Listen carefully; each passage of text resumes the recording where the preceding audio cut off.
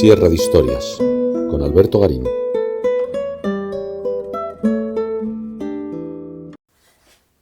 El 10 de agosto de 1557, las tropas de Felipe II derrotaron a las tropas francesas de Enrique II en la batalla de San Quintín. Una batalla que se volvería decisiva en ese combate que ya duraba medio siglo entre los monarcas de Francia y de España. Para celebrarlo, Felipe II decidió construir un monasterio que conmemorase esta victoria. Un monasterio dedicado a San Lorenzo, porque ese 10 de agosto es el día de San Lorenzo. Y un monasterio que terminaría por construir en las faldas del Guadarrama, al norte de Madrid, a partir de 1561. Pero era necesario elegir al arquitecto que llevara a cabo la construcción. Y cuando Felipe II regresó a España definitivamente en 1559, tenía unos cuantos maestros en arquitectura entre los que elegir. Pero el que le cayó en suerte el proyecto del Escorial fue el más inesperado de todos ellos, Juan Bautista de Toledo. ¿Quién era Juan Bautista de Toledo? ¿Por qué fue el elegido?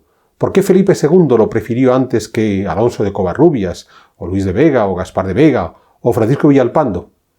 Entender esa elección es entender el significado pleno que Felipe II quería darle al Escorial, no solamente para conmemorar la victoria de San Quintín, sino además para demostrar que era el más católico de todos los reyes de la cristiandad occidental.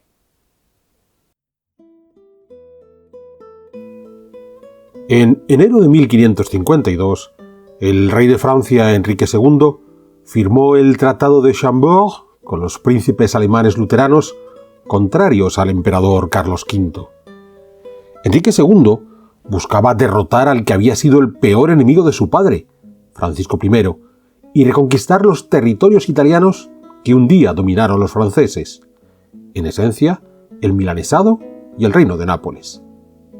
Los príncipes alemanes, por su parte, buscaban resarcirse de su derrota en la batalla de Milberg, recuperar los privilegios perdidos e imponer la reforma luterana. A la cabeza de los alemanes, Mauricio de Sajonia, quien había sido hombre de la máxima confianza de Carlos V, a quien ahora traicionaba. Es más, Mauricio de Sajonia obligó al emperador a huir de forma humillante desde el Tirol hacia Austria hasta que acudió el duque de Alba al rescate de Carlos V. El emperador quiso tomar venganza. Primero firmó la paz con los príncipes alemanes, hasta el punto de que Mauricio de Sajonia volvió a combatir en nombre de Carlos V, muriendo en la batalla de Sievershausen en julio de 1553. Mientras tanto, el emperador, junto al duque de Alba, lanzaron sus tropas contra las que Enrique II tenía acantonadas en la ciudad de Metz, dirigidas por el duque de Guisa. Pero el sitio de Metz fue un fracaso, y Carlos V hubo de retirarse a Bruselas. Los enfrentamientos se siguieron sucediendo. En agosto de 1554, en Italia, las tropas imperiales derrotaron a los franceses en la batalla de Marciano, ocupando Siena. Pero al mismo tiempo, las tropas francesas derrotaron a los imperiales en Gantí, amenazando la mismísima Bruselas. Cansado, Carlos V decidió poner fin a todos sus conflictos y abdicar. En septiembre de 1555, Fernando I, hermano del emperador, firmó la paz de Augsburgo con los príncipes alemanes, aceptando que cada príncipe decidiría la iglesia, luterana o católica, que dominaría en su señorío. Meses después, en febrero de 1556, se acordó la tregua de Vaucelles con Enrique II, cediendo el emperador al rey francés una serie de plazas, tanto en la frontera con los Países Bajos como en Italia. Después, Carlos V dejó todas sus coronas, la imperial a su hermano Fernando I y el resto a su hijo Felipe II, quien recibió también esa herencia envenenada de la tregua con los franceses. Una tregua que se rompió en octubre de 1556, cuando el Papa Paulo IV Carafa, de origen napolitano y tan intransigente religiosamente como anti-Habsburgo, salió con Enrique II de Francia, invitándole a conquistar el reino de Nápoles. Las tropas francesas, dirigidas por el duque de Guisa, se adentraron en Italia, pero fueron derrotadas sucesivas veces por el duque de Alba. El papa reaccionó amenazando con la excomunión a Felipe II por oponerse a los tejemanejes pontificios. Recordemos que este papa, Paulo IV, fue el mismo que quiso perseguir por hereje al cardenal Reginald Pole, el último arzobispo católico de Inglaterra, quien en ese tiempo estaba apoyando a la reina María I Tudor en su lucha contra los anglicanos. A Paulo IV aquella lucha de Pole le parecía insuficiente. Ante los fracasos de Guisa en Italia, la guerra se trasladó entonces a la frontera de los Países Bajos, donde las tropas reunidas por Felipe II, las suyas propias, más las enviadas desde Inglaterra por su esposa la reina María I, quedaron bajo el mando del duque de Saboya. Frente a él, el condestable de Francia, Anne de Montmorency, llegaba con el grueso de sus hombres. Los dos ejércitos se encontraron frente a la ciudad de Saint-Quentin en el Valle del Somme. El 10 de agosto de 1557, día de San Lorenzo, se produjo la batalla, y la derrota francesa fue total. Miles de hombres de Enrique II quedaron heridos o murieron en el campo de batalla frente a unos pocos cientos de Felipe II. La mayor parte de los oficiales franceses cayeron prisioneros, incluido Montmorency. Enrique II trató de resarcirse de la derrota. Formó un nuevo ejército al mando del duque de Guisa y lo envió de forma secreta sobre Calais, en la costa del Canal de la Mancha, la última posesión inglesa en la Francia continental. La idea era atacar directamente las propiedades de María I Tudor por su apoyo a Felipe II. Calais cayó el 7 de enero de 1558. El duque de Saboya tuvo entonces que reorganizar el ejército de Felipe II y en julio de 1558 ese ejército, al mando del conde de Armont, se presentó en Gravelinas, a 25 kilómetros de Calais, siendo los franceses derrotados de nuevo. Se abrieron entonces las negociaciones de paz, rematadas en el castillo de Cateau-Cambrésis, a una treintena de kilómetros de Saint-Quentin, pero en territorio de los Países Bajos españoles. Allí se firmó, en abril de 1559, el tratado que puso fin a la guerra entre Francia y la monarquía hispánica. Se restituyeron las fronteras en las zonas de Borgoña y los Países Bajos. Y Francia, además, renunció a sus ambiciones en Italia. Por otro lado, se acordó el matrimonio entre Felipe II, que había enviudado meses atrás con la muerte de María I Tudor en noviembre de 1558, el matrimonio, decimos, entre Felipe II e Isabel de Valois, la hija de Enrique II de Francia. Festejando esta paz, el rey de Francia intervino en un torneo celebrado en París, donde sufrió un accidente que acabó con su vida en julio de 1559. Un mes después, en agosto, moría en Roma el Papa Paulo IV. En septiembre de 1559, Felipe II regresó a España, de donde había salido en junio de 1554 para casarse con María I. Sus enemigos habían sido derrotados, como Enrique II, o muertos, como el Papa Paulo IV, y parecía contar con nuevos aliados. ¿Quiénes eran estos nuevos aliados de Felipe II? Pues en Inglaterra su cuñada, Isabel I Tudor, de quien esperaba que fuera capaz de atemperar las tensiones religiosas entre católicos y anglicanos. En los Países Bajos, Guillermo d'Orange, favorito de Carlos V, y a quien Felipe II nombró Statuder, es decir, máximo responsable militar de aquellos territorios. El rey Felipe volvía a España en el convencimiento de que aquella batalla de Saint-Quentin había sido decisiva para el éxito de su reinado y quería conmemorarlo. Para ello tenía en su cabeza un ambicioso plan constructivo en el centro de España. De partida, en el eje Toledo-Aranjuez, Toledo como capital y Aranjuez como sitio real de recreo y retiro. Pero sobre todo la gran reforma del Alcázar Real de Madrid y la construcción de un nuevo monasterio, el de San Lorenzo. Recordemos, en el día de este santo había sido la victoria de Saint-Quentin y Felipe II pensaba que era San Lorenzo quien había intercedido ante Dios para lograr esa victoria. Es cierto que sus aliados pronto le traicionaron, y con el tiempo Isabel I de Inglaterra y Guillermo d'Orange fueron dos de sus enemigos más agresivos. Sin embargo, la idea de conmemorar San Quintín sí habría de materializarse en el monasterio de San Lorenzo del Escorial. A su regreso a España en el verano de 1559, Felipe II acudió a Valladolid, donde desde hacía más de medio siglo solía estar la corte castellana, por su proximidad a Tordesillas, donde había vivido hasta 1555 la reina Juana I, y porque en Valladolid además estaba la regente, Juana de Austria, hermana del rey. Para comienzos de 1560, Felipe II ya se había trasladado, y con él toda la corte, a Toledo, a donde ya acudió con su nueva esposa Isabel de Valois, matrimonio que, como hemos visto antes, formaba parte del Tratado de Cateau-Cambrésis. De partida, el monarca se instaló con su familia en el Alcázar de Toledo, que había sido renovado ampliamente durante el reinado de su padre Carlos V. Pero Felipe II consideró que el Alcázar no era suficientemente amplio para su corte, de modo que buena parte del verano de 1560 lo pasó en Aranjuez, donde encargó una serie de obras para ampliar el Real Sitio. Al final, Toledo fue descartado como sede de la corte y en el verano de 1561, Felipe II decidió trasladarse al Alcázar de Madrid.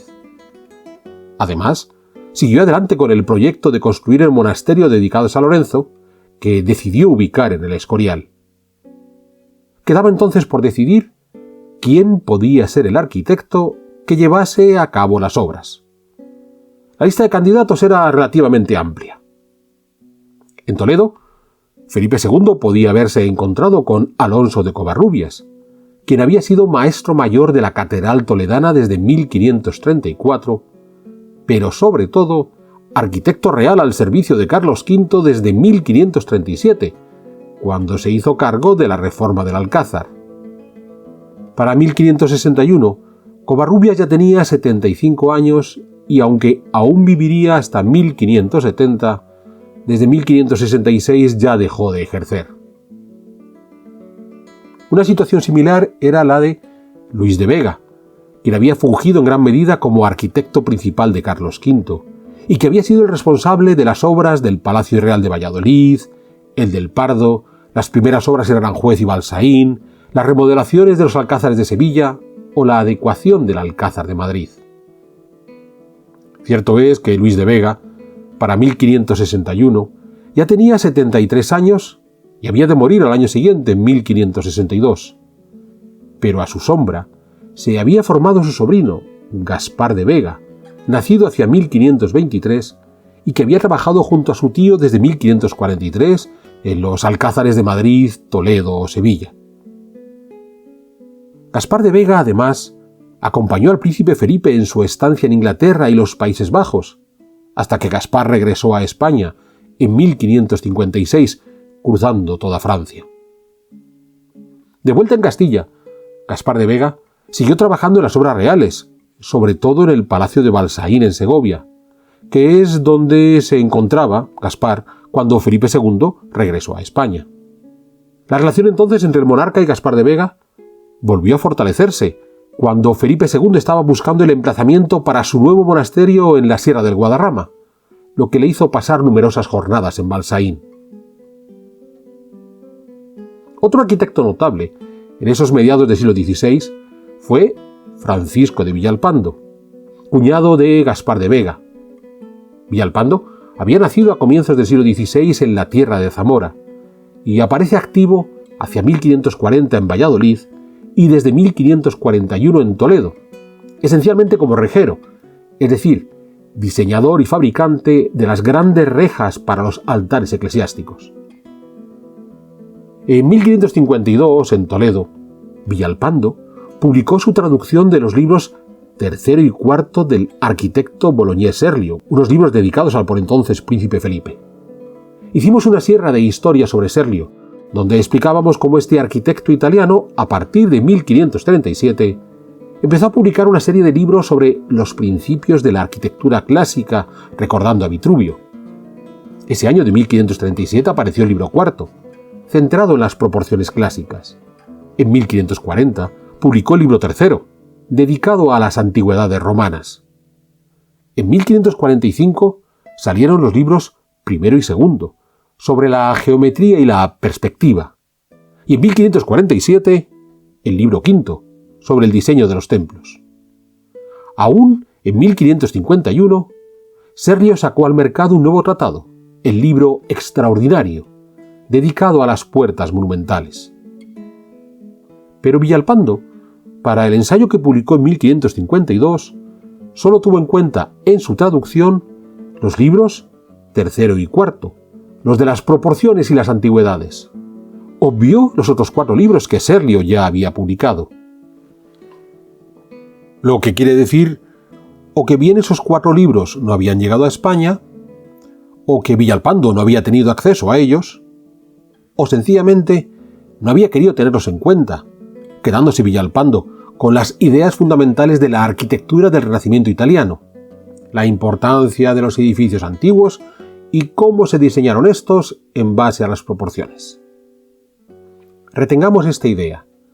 El principal aporte de Villalpando en la arquitectura española de mediados del siglo XVI fue popularizar los fundamentos teóricos de ese Renacimiento italiano. Recordemos que ya hicimos una sierra de historias sobre los palacios de Carlos V, donde explicábamos cómo esas modas del Renacimiento italiano habían comenzado a utilizarse de forma sistemática en España y en el resto de los territorios de los Habsburgo tras el saqueo de Roma de 1527. Y esa utilización sistemática la hicieron una serie de arquitectos como los citados Covarrubias y Luis de Vega, que venían manejando antes de 1527 un lenguaje gótico marcado por esas bodas recargadas de tradición borgoñona y a los que el salto al lenguaje clásico les costó un tanto. Es cierto que tras el saqueo de Roma, en España ya se había publicado un tratado sobre arquitectura clásica, el de Diego de Sagredo, llamado Medidas del Romano. Un buen principio que vino a ser reforzado por esta traducción de Serlio por Villalpando en 1552. ¿Por qué Villalpando se atrevió con una traducción? Indudablemente porque le interesaba la arquitectura clásica, pero ¿también porque Villalpando se manejaba en italiano tras haber estado en Italia? Sobre ese viaje de Villalpando a Italia se ha especulado mucho, situándolo entre 1533 y 1537, antes de comenzar sus grandes trabajos en Valladolid y Toledo, y antes incluso de que Serlio comenzara a publicar sus libros. Sin embargo, es un viaje que no está documentado, y sobre todo, al que nunca hizo referencia el propio Villalpando en su libro. Es decir, que el maestro no debió ir jamás a Italia. Este es un dato importante a retener, pues como todos los otros arquitectos citados antes, Covarrubias, Luis de Vega, Gaspar de Vega, Villalpando también se movió en la arquitectura renacentista de oídas, por lo que habían podido leer, por lo que habían podido ver en algunos grabados, o por lo que les contaron los que sí fueron a Italia. De ahí que cuando Felipe II eligió al arquitecto que había de proyectar y dirigir la construcción de su monasterio del Escorial, descartó a todos los que hemos enumerado y optó por un maestro relativamente desconocido, Juan Bautista de Toledo. Español, aunque no queda claro su lugar de origen, que al parecer trabajó durante muchos años en Italia y de quien tenemos documentada su vuelta a España, concretamente a Toledo, desde 1560. ¿Por qué eligió Felipe II a Juan Bautista de Toledo? Pues por esa experiencia italiana, del auténtico Renacimiento italiano, una experiencia de la que carecían sus rivales. Retomemos el origen del monasterio del Escorial. Felipe II, tras la victoria de San Quintín el día de San Lorenzo de 1557, una victoria que consideró fundamental para acabar con la agresión de los franceses, decidió conmemorar el evento como lo habían hecho antes que él muchos otros reyes que habían salido victoriosos, construyendo un monasterio donde sus monjes se dedicasen a orar, entre otras cosas, por ese apoyo que Dios había dado a las tropas españolas en la batalla de San Quintín. un monasterio en el que el rey tendría un espacio propio donde residir. Aquí Felipe II también siguió otra tradición, esta eminentemente hispana, la de los monasterios reales. Hicimos una sierra de historias al respecto, donde mostrábamos cómo, desde los reyes de Asturias, los monarcas de los diferentes reinos hispanos tuvieron la costumbre de levantar monasterios reales, conservamos docenas de ellos, donde esos monarcas se harían enterrar, cierto, pero además donde podrían pasar buena parte de su vida. El ejemplo más inmediato antes de Felipe II fue el de su propio padre, Carlos V, al ampliar el monasterio de Yuste para pasar allí sus últimos años. Ese monasterio real de Felipe II, al igual que el de su padre Carlos V en Yuste, debía depender de la Orden Jerónima, una orden creada a finales del siglo XIV y muy vinculada a los monarcas hispanos. Hemos de pensar que a su vuelta a España a partir de 1559, Felipe II, más allá de los alcázares reales, los lugares donde más gustó de estar fue en Aranjuez, en Balsaín y además en el monasterio Jerónimo de Guisando, en la tierra de Ávila, donde sabemos que se encontraba en el verano de 1561, cuando se eligió el sitio del Escorial para la nueva obra. Sin duda, tanto Balsaín en la cara norte de la cordillera central, como Guisando en la cara sur de esa cordillera, debieron influir en la elección del sitio del Escorial, también en la cara sur de la cordillera central y no muy lejos de Madrid, una de las ciudades que junto a Valladolid y Toledo habían sido de las favoritas en Castilla, tanto de Carlos V como de Felipe II. Por tanto, el proyecto del Escorial partía del agradecimiento a Dios por su ayuda en la victoria definitiva en San Quintín, para lo que se iba a levantar un monasterio real, es decir, un cenobio con un palacio anexo, encomendado a la Orden Jerónima y en las faldas del Guadarrama. Para culminar este proyecto, había que elegir al arquitecto, y Felipe II optó por aquel maestro que sabía que conocía perfectamente el arte propio de los papas de Italia, ese renacimiento totalmente asumido desde que el Papa Julio II pusiera en marcha la reconstrucción del Vaticano. Porque Felipe II tenía clarísimo, un buen católico, y él quería ser el ejemplo máximo del buen monarca católico, tenía que hacer arquitectura renacentista, incluso de un renacimiento más depurado si era necesario que el de los propios papas, para así mostrar, si hacía falta, que el rey de España era el más católico de todos los soberanos de la cristiandad occidental.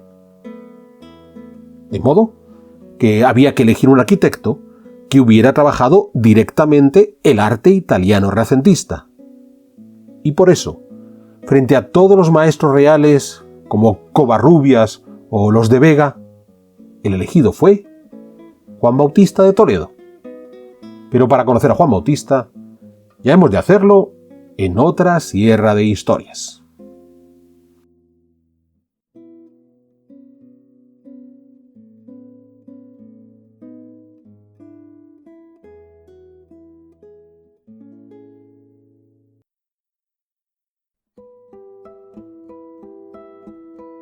¿Quieres incorporarte a la comunidad de Sierra de Historias? Pulsa el botón Unirme, apóyanos con tu contribución y conviértete en miembro de nuestro canal.